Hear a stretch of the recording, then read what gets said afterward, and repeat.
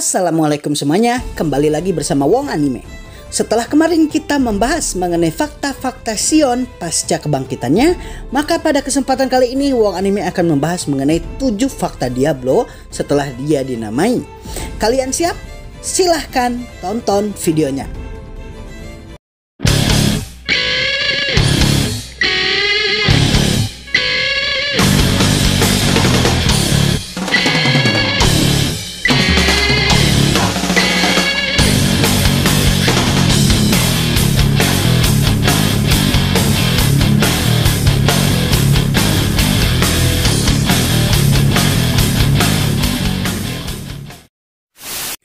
Diablo adalah merupakan salah satu iblis primordial yang kemudian menjadi bawahan Rimuru.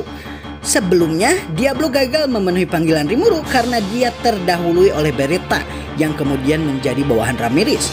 Namun pada peristiwa pembantaian Falmuth, dia berhasil memenuhi panggilan Rimuru bersama dua bawahannya dan berhasil memperoleh tubuh berkat pengorbanan 20.000 mayat tentara Falmuth yang Rimuru berikan kepada mereka.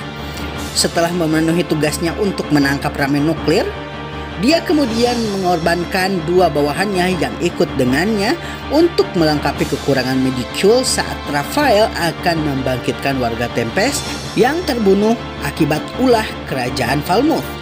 Setelah peristiwa kerajaan Falmuth selesai, dia pun kemudian meminta untuk menjadi bawahan Rimuru. Rimuru awalnya lupa-lupa ingat mengenai iblis primordial hitam yang satu ini karena saat dia memanggil Diablo, Rimuru sedang memasuki tahap tidur dari evolusi. Namun kemudian Rangga membenarkan kalau Diablo lah yang membantu Rimuru. Pada akhirnya Rimuru tidak hanya menjadikan Diablo bawahannya, Rimuru kemudian menamai Diablo sebagai hadiah karena jasa-jasanya. Setelah Diablo dinamai, Diablo kemudian menyedot setengah Magicule dari Rimuru yang telah meningkat hingga 10 kali lipat akibat evolusinya menjadi Raja Iblis sejati, dan ini menunjukkan kalau Diablo benar-benar monster yang sangat kuat dan semakin kuat lagi setelah dinamai. Berikut ini adalah 7 fakta Diablo setelah dia dinamai oleh Rimuru. 1. Godaan dan orang bijak. Setelah Diablo dinamai, dia memperoleh 2 unique skill yang sesuai dengan sifat alami dari rasnya sebagai iblis tingkat tinggi yang memang manipulatif dan memiliki afinitas yang tinggi atas berbagai macam sihir. Unique skill yang pertama disebut dengan sebutan Tempter atau Temptation, yang kalau diartikan secara harfiah memiliki arti godaan. Unique skill ini memiliki 3 subset skill, yaitu Solicitation, Control Thought, dan Charm. Solicitation adalah sub-skill yang pada dasarnya menjelaskan mengenai kultur iblis. Iblis biasanya ketika dipanggil oleh seseorang ke dunia akan menjalin kontrak atau perjanjian dengan orang yang memanggilnya tersebut dan memenuhi permintaan mereka. Sub-skill solicitation ini justru memanfaatkan kultur iblis yang sering memenuhi permintaan dan kontrak demi keuntungan Diablo sendiri. Ketika seseorang menjalin perjanjian dengan Diablo dan unique skill Tempter aktif, maka akan ada efek lain yang membuat Diablo mampu secara rahasia mengendalikan pikiran mereka dan tindak tanduk mereka. Apabila individu yang melakukan perjanjian dengan Diablo melakukan sumpah setia, maka secara otomatis nyawa dan pikiran mereka menjadi milik Diablo. Sehingga apabila mereka melakukan sesuatu yang tidak sesuai dengan kehendak Diablo, maka Diablo bisa membunuh mereka sewaktu-waktu. Skill ini diaktifkan ketika Razen, Raja Edomaris, dan Uskup Agung Raihim melakukan sumpah setia kepada Diablo.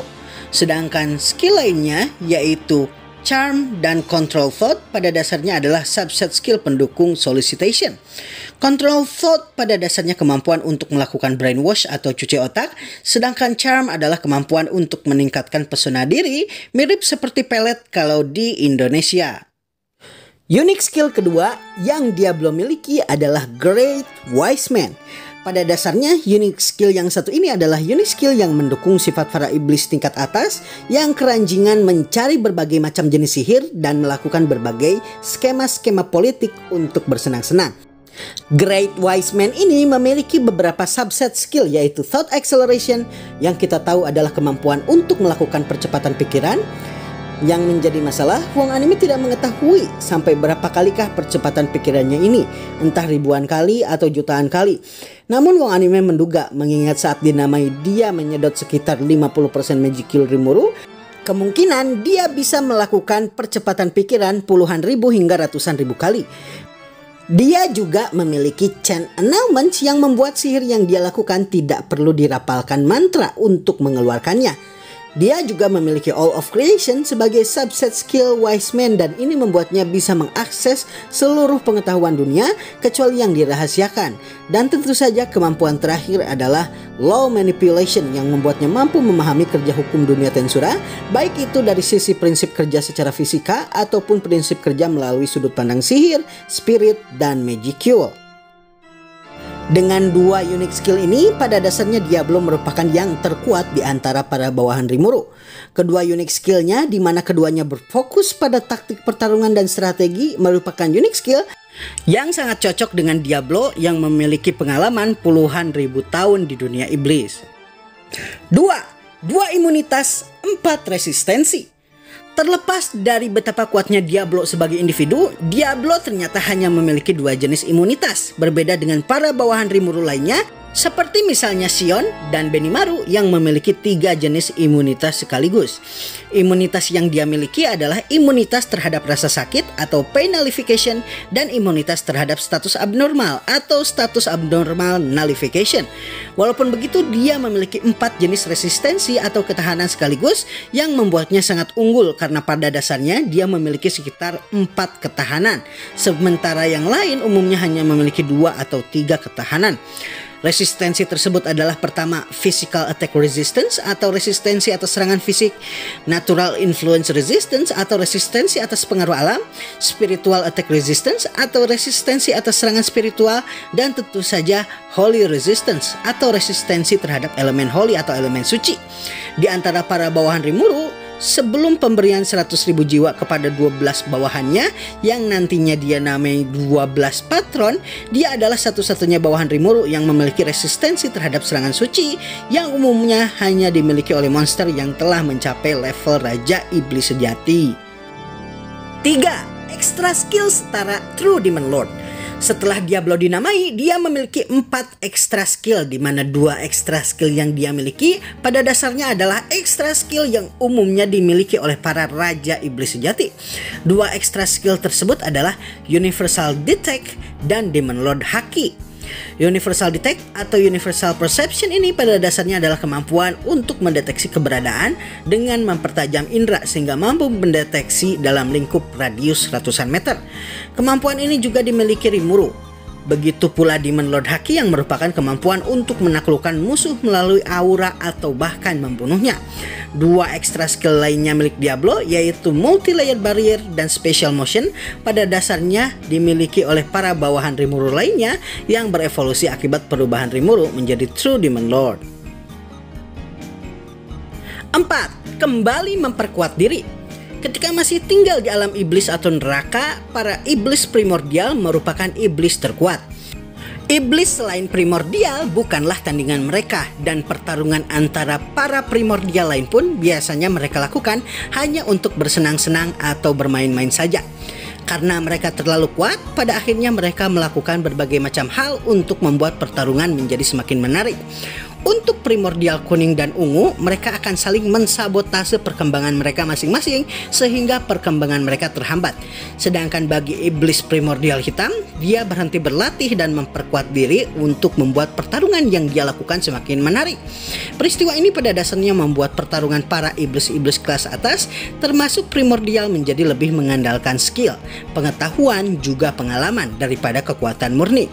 Namun kemudian semuanya berubah semenjak iblis primordial hitam dipanggil oleh Rimuru dan dinamai Diablo. Dia melihat kalau para bawahan Rimuru mengalami perkembangan pesat, entah itu dalam skill ataupun kekuatan.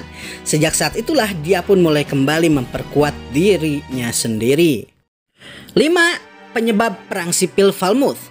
Pada saat bersamaan dengan persiapan jamuan Walpurgis yang akan Rimuru lakukan, Diablo kemudian dikirim oleh Rimuru untuk menjadi perwakilan Tempest dalam menghadapi eselon-eselon atas yang ada di kerajaan Falmouth bersama dengan Yom dan Muran. Pada dasarnya, kedatangan Diablo ke kerajaan Falmouth ini adalah untuk meminta pertanggungjawaban kerajaan Falmouth yang telah seenaknya melakukan agresi kepada negara Tempest, sehingga banyak memakan korban dari pihak Tempest. Awalnya, Yomu lah yang berbicara kepada para eselon atas alias para bangsawan Falmouth, mengingat dia adalah pahlawan yang dikenal luas di negara Falmouth. Namun dikarenakan Yomu sendiri bukan bangsawan dan tidak mengerti tentang birokrasi dan tata cara menghadapi bangsawan, dia dicemooh dan direndahkan di hadapan aula istana kerajaan Falmouth. Diablo lalu kemudian memberi pelajaran kepada para petinggi Falmouth tersebut dengan menunjukkan para survivor perang Falmouth yang sebelumnya telah dipotong dadu oleh Sion, dan kemudian dia berikan kepada mereka potion 99%. Hal ini dia lakukan tidak hanya untuk memperlihatkan horor dari hasil agresi mereka, namun juga untuk mempromosikan potion buatan Tempest. Setelahnya, Diablo yang memperkenalkan diri sebagai duta negara Tempest kemudian menceritakan mengenai kronologi peristiwa yang terjadi versi Tempest, dan tentu saja tidak diterima begitu saja oleh para bangsawan. Namun yang paling mengejutkan para bangsawan Falmouth dan Raja Edward pengganti Raja Edomaris adalah 3 syarat perjanjian damai, yang lebih tepat kalau disebut sebagai ultimatum, yang Diablo berikan kepada negara Falmouth sebagai perwakilan Tempest. Syarat tersebut adalah: pertama, Raja harus mundur dari tahtanya dan negara Falmouth bertanggung jawab atas biaya persiapan perang. Kedua, kerajaan Falmouth untuk menyerah kepada Tempest dan menjadi negara bawahan Tempest. Ketiga, jika kedua kondisi di atas tidak dipenuhi, maka perang dengan Tempest akan terus dilanjutkan. Diablo juga menekankan bahwa jawaban dari ketiga syarat ini harus dipenuhi dalam 1 minggu. Khusus untuk poin pertama, yaitu pembayaran biaya persiapan peperangan, Diablo memberikan nilai pembayaran yang luar biasa besar yang hampir tidak mungkin bisa dibayarkan oleh negara-negara kecil. Dia memberikan syarat kalau kerajaan Falmouth harus membayar ganti rugi perang sekitar 10.000 stellar emas. Harap dilihat kalau stellar emas ini jangan disamakan dengan mata uang biasa. Daripada disebut mata uang, Wong Anime rasa akan lebih sesuai kalau stellar emas ini disamakan dengan batangan emas yang biasa dipakai sebagai cadangan negara untuk menjaga kalau terjadi inflasi. 1 stellar emas setara dengan 100 koin emas biasa, sehingga bisa disimpulkan kalau 10.000 stellar emas setara dengan 1 juta koin emas. Jika 1 koin emas setara dengan $1.000 atau 14 juta rupiah, maka 10.000 stellar emas setara dengan 14 triliun rupiah. Hal ini membuat para bangsawan terpecah, dan karena memang tujuan Diablo sejak awal adalah perang sipil, maka dia membiarkan hal ini.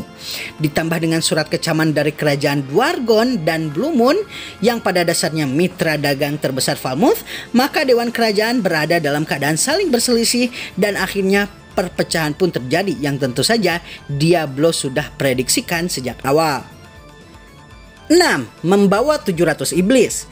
Setelah peristiwa perang sipil Falmouth dan kenaikan tahta Yom sebagai raja baru kerajaan tersebut, yang kemudian kerajaan tersebut dinamai Falmenas, Diablo mencanangkan kepada Rimuru supaya dia bisa merekrut iblis-iblis yang paling terampil supaya bisa menggantikannya melakukan pekerjaan-pekerjaan yang Diablo anggap sebagai pekerjaan kasar atau pekerjaan merepotkan, seperti menghancurkan negara atau merancang perang sipil Falmouth, karena pada dasarnya dia hanya ingin berada di sisi Rimuru. Dia pun meminta izin untuk pergi ke alam iblis dan menghilang dari Tempest selama berminggu-minggu. Setelahnya, dia pun kembali dengan membawa 710 orang iblis yang kemudian Rimuru namai satu persatu. Ke-711 orang iblis ini kemudian akan menjadi pasukan terkuat Tempest dan pada akhirnya disebut dengan sebutan Black Numbers. Salah satu alasan kenapa pasukan ini merupakan pasukan terkuat Tempest adalah karena terdapat 3 iblis kuat, yaitu iblis primordial kuning, putih, dan ungu yang tidak sengaja Rimuru namai karena dia tidak tahu siapa mereka hingga kemudian Dino menunjukkannya. Mengenai 710 iblis ini mungkin rinciannya akan Wong Anime buat di video lain. 7. Sihir suci dan sihir nuklir. Sebagai seorang iblis, Diablo memiliki 2 jenis sihir yang membuatnya sangat tidak biasa di kalangan para iblis lainnya. Sihir pertama adalah sihir suci, sedangkan sihir yang kedua adalah sihir nuklir. Sihir suci sangat tidak biasa di kalangan para iblis karena umumnya sihir ini hanya dimiliki oleh orang yang beragama di kalangan para manusia atau monster. Sedangkan sihir nuklir atau sihir pemusnah massal adalah sihir langkah tingkat tinggi yang jarang dimiliki oleh para iblis. Walaupun Diablo sendiri iblis primordial sehingga wajar baginya untuk memilikinya. Sihir pertama yaitu sihir suci berhasil dia miliki berkat pemujaannya kepada Rimuru yang berlebihan, yang berakhir dengan Diablo bisa menggunakan sihir holy seperti disintegration.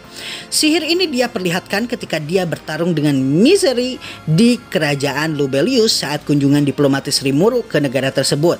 Sedangkan sihir nuklir dia gunakan untuk menghabisi sisa terakhir pasukan Kekaisaran Timur hingga hanya menyisakan Jenderal Kalgorio yang Diablo hadapi tanpa perlawanan berarti.